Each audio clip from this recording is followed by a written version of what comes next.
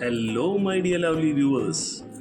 Today, what I thought to discuss with you is it's not what you talk to a client or a customer, but how you talk with a client that matters to help you close a lead. I'll try to demonstrate this with a situation. Consider a client is calling to make a booking for a restaurant. Hostess, good morning. Thank you for calling Spice Restaurant. Myself, Julie. How may I help you? Customer, I want to reserve a table for 4 members for lunch on non-smoking area on coming Sunday. Hostess, unfortunately, we don't have any tables available till Monday. Dear viewers, let's have a look at the same situation if the hostess take it forward on a positive notes.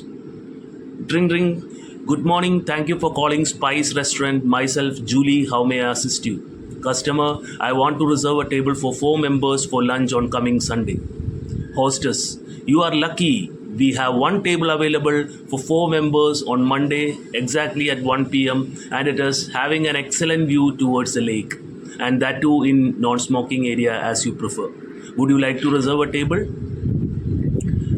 There is a difference between the way she presented in both the scenarios. It's not what you say, but how you say that matters to close a lead or to generate a business.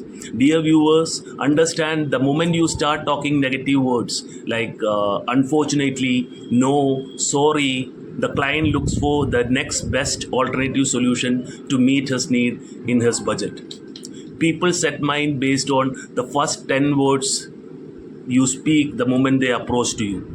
Hope you all love today's content. Kumar, the hospitality trainer, signing off to bring more interesting contents on your screen. Until then, bye bye.